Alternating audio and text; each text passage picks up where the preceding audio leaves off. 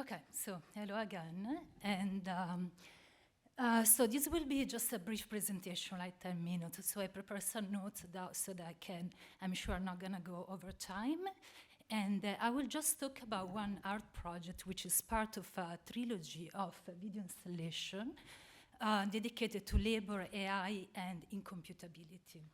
And by incomputability, I mean that which cannot be computed, that which resists computation. And then at the end, I want to quickly mention a new work which I started just like a month ago, not even 3 weeks ago, and is also related to incomputability, but this time is incomputability outside or before AI and computation. Okay, so let's start with cleaning emotional data. Cleaning emotional data is the last video of a trilogy of video installation dedicated to surrogate labor, invisible labor, and AI. And with cleaning emotional data, I address the way in which machines are disciplined and trained to see. And also the invisible labor, which is connected with this operation. So it is a visual account that documents the methods that are currently used to teach AI to capture, reduce, and order the world. But instead, I consider everything in our lives, embodiments, and also desires that defies these normative modes of categorization. That is what I'm calling, at least for this lecture and for this period of my research, the incomputable. Okay, so this work started as a research for my PhD at UC Berkeley. I was back in Palermo at the time, in Sicily, in Sicilia, that is where I'm from, and I was a graduate student at UC Berkeley, and I was writing a paper on machine vision. While doing the preliminary research, I ended up working for about 2 months as a data cleaner for several so-called human-in-the-loop companies, supervising clean data to training for the training of AI. And I'm using a lot of tech jargon here, like human-in-the-loop, like clean data, but I will explain that in a second. So the data cleaners are digital workers who label, categorize, and annotate and validate massive amount of data, thereby enabling AI to function. So here I'm talking about a form of labor, because it's like the precedent panel, for example, Molly, you were pointing out how AI is taking away jobs, right? But the point is that AI is also creating jobs, is also creating shitty jobs, and also creating underpaid jobs. Okay, so the data cleaners are also part of the vast invisible human infrastructure that is sustaining with drastically underpaid labor the functioning of AI. And this also sustains AI false promise that everything can be automated, and also AI false promise that everything can be computed and reduced into data.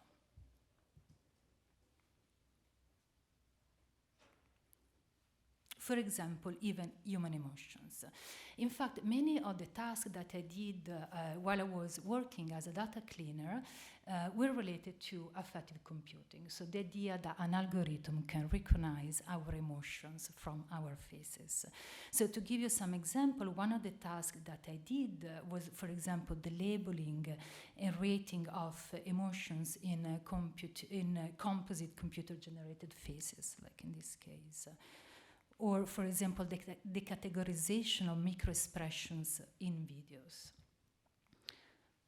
Or the rating of how confident the people that I would see in these images would appear to me.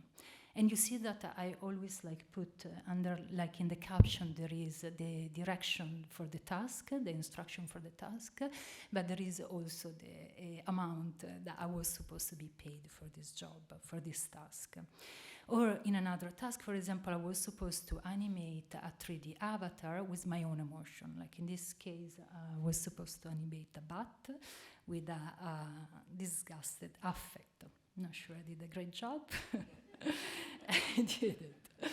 And then I also, like, some of the tasks were like also related to using your own face and like your own emotion to and record them and to basically deliver them to whatever like new database of affective, like another like affective computing database. So in this case, I was supposed to do videos on my own emotions, and this actually was a turning point.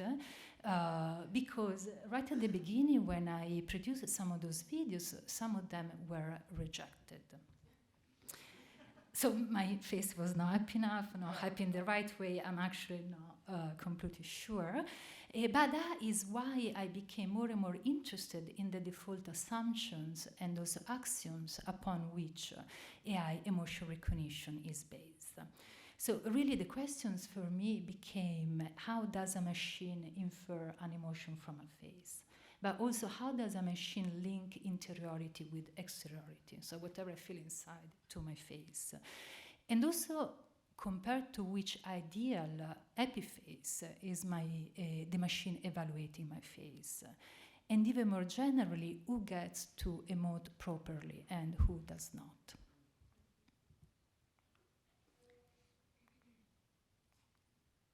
And to understand what is called the ground truth, so the ideal expected result of AI-based emotion recognition, we actually need to go back to the 19th century, as is almost always the case, almost always the case when we're talking about certain logic which are embedded in computation. So we go back to the 19th century, and we go back, for example, to the Duchenne smile.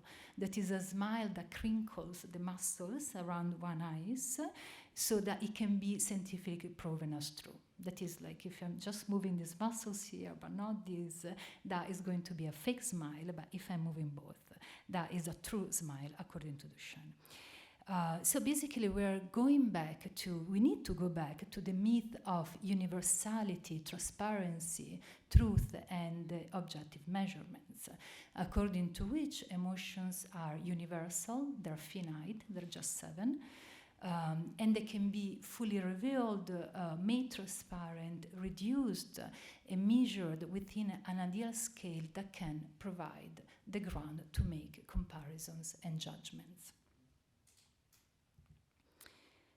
And although, as you can imagine, the scientific community has clarified over and over again that the link between facial expressions and emotion is not reliable, right? So the same emotion is not always expressed in the same way, even by the same person. And also that link between interiority and exteriority, and also interiority and the face, is not generalizable. So you cannot make it universal, right? Because emotions are expressed in different way in different cultures. And yet, this logic keeps finding resurgence in biometric eye recognition systems, to the point in which we might need to ask if, when we are looking at the technology of today, we are actually looking into the future, or we're looking into the past. So I think we need, or at least this is what I'm trying to do as an artist when I address technological system and AI, we need to kind of like break that idea of the newness of the new, like the forever new media. And this, I think, can be clearly felt almost in a granular way when you spend some time cleaning data. For example, two of the operations that I perform over and over again as a data cleaner were those of bounding and naming. That is, to trace a border and define the traced enclosure. Yet borders as spatial arrangements, so that structure the movement of bodies, right? A border define and decide who can move through or who cannot. And also borders as cognitive arrangements which structure the movement of thoughts by creating hierarchies of identity and difference, can be seen as one of the primary tools of modern and imperial conquest. So again, we might need to ask what these machines are actually learning, right? And we might need to ask if it is time that these machines actually start to unlearn. Okay, so while repeating and over the operation of bounding and naming for my tasks as a data cleaner, I actually started to collect images that seemed to resist AI orderly impulse. What I started to call incomputable images. For example, this image of that then I labeled for myself as a couch woman.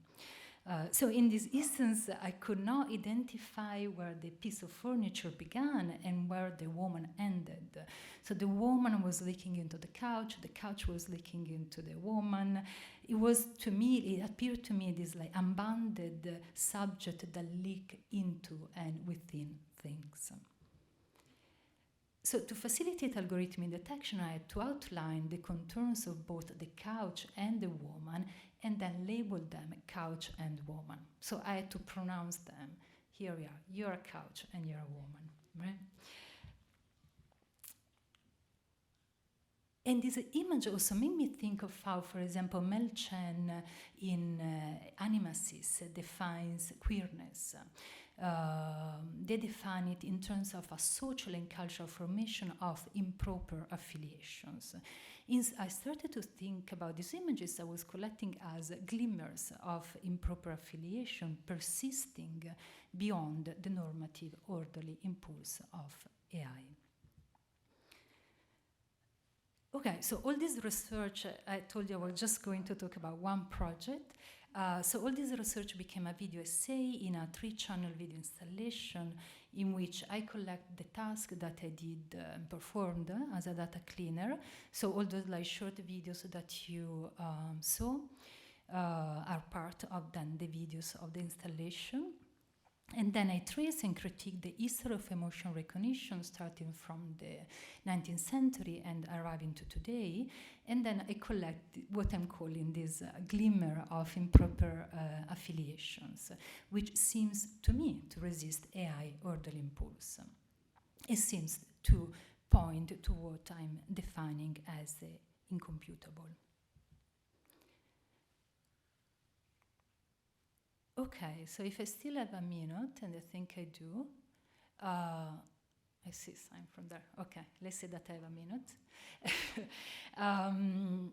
I'm just going to mention really quickly a project that I'm working on right now, that it is about incomputability, but it's not about AI.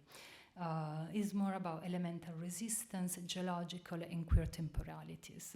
So it is a project about an island that appeared and disappeared 4 times in history between Sicily, that I guess I told you is where I'm from, this island between Italy and Tunisia. So between Sicily and Tunisia, I don't have a pointer, but anyway, in the middle of Sicily and the coast, it appeared and disappeared 4 times. And I just have a description of the work, which is called She Flickered In and Out of History. And I'm just going to leave it there 30 seconds for you to read.